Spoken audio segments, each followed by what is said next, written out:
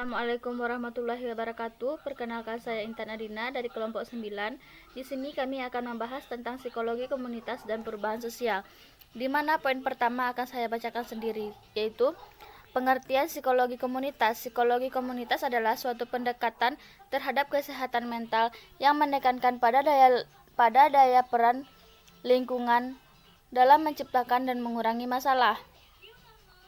Inti dari psikologi komunitas ini adalah interaksi individu-individu dengan lingkungannya, mengidentifikasikan peran dan daya lingkungan yang dapat menciptakan dan mengurangi masalah. Yang kedua, makna psikologi komunitas.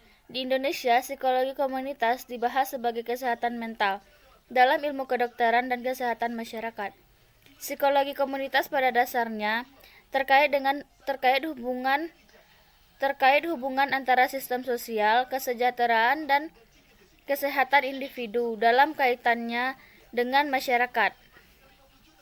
Psikologi komunitas diidentifikasikan sebagai suatu pendekatan kepada kesehatan mental yang menekankan pada daya lingkungan dalam menciptakan dan mengurangi masalah.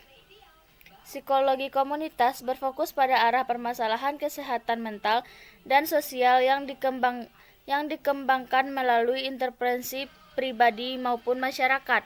Dan yang ketiga adalah konsep psikologi komunitas.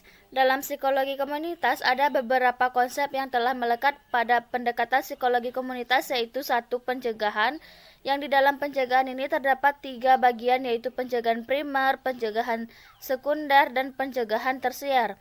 Dan yang kedua adalah pemberdayaan. Dan materi selanjutnya adalah sasaran psikologi komunitas. Sasaran psikologi komunitas yang lebih spesifik, di mana telah menjadi pedoman di lapangan selama beberapa tahun, diantaranya yaitu 1. Mencegah lebih baik daripada mengobati. 2. Perhatian pada kekuatan dan kompetensi. Ketiga, pandangan atau perspektif ekologis. Yang keempat, menghargai keberagaman. Yang kelima, peningkatan kemampuan individu. Yang keenam, pemilihan di antara beberapa alternatif. Yang ketujuh, melakukan penelitian ilmiah. Yang delapan, perubahan sosial. Dan yang kesembilan adalah rasa kebersamaan. Assalamualaikum warahmatullahi wabarakatuh. Saya Miskia Putri Jayusman, NIM 1915040109. Di sini saya akan melanjutkan penjelasan yang sebelumnya dijelaskan oleh rekan saya, yaitu saya akan menjelaskan tentang beberapa hal. Yang pertama yaitu mengenai tujuan psikologi komunitas. Tujuan psikologi komunitas ini ada 3. Yang pertama yaitu mengenalkan pertumbuhan dan pengembangan individu dan mencegah munculnya permasalahan kesehatan mental dan sosial. Yang kedua yaitu membuat format intervensi yang sesuai dan cepat pada saat mana intervensi tersebut diperlukan. Yang ketiga, memungkinkan mereka yang telah bermasalah untuk dapat hidup dengan lebih baik dan mendapatkan sokongan dari komunitasnya. Selanjutnya saya akan menjelaskan tentang psikologi komunitas dalam konteks sosial, yang mana komunitas ini berasal dari bahasa Latin, yaitu communire atau communia, yang berarti memperkuat. Sedangkan komunitas sosial adalah suatu kelompok teritorial yang membina anggota kelompoknya dengan menggunakan sarana-sarana yang sama untuk mencapai suatu tujuan yang sama.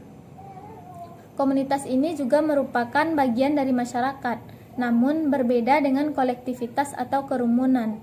Adapun ciri-ciri komunitas sosial, yang pertama yaitu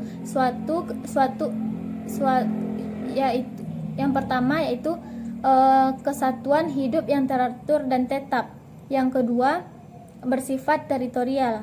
Adapun jenis-jenis komunitas sosial, yang pertama yaitu komunitas pedesaan, yang kedua komunitas perkotaan, yang ketiga komunitas religius, yang keempat komunitas ekonomi.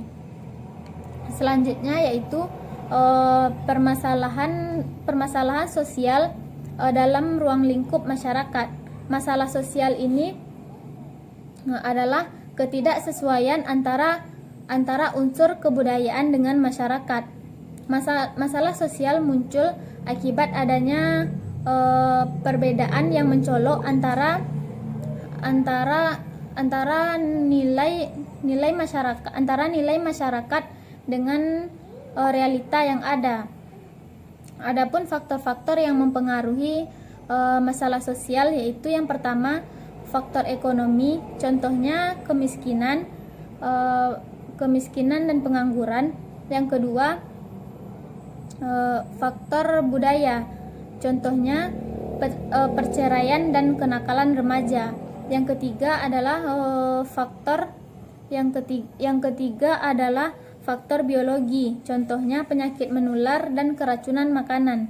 Dan yang terakhir adalah faktor psikologis, contohnya seperti penyakit saraf dan aliran sesat. Baiklah, hanya sekian yang dapat saya jelaskan. Saya sudahi dengan Assalamualaikum warahmatullahi wabarakatuh.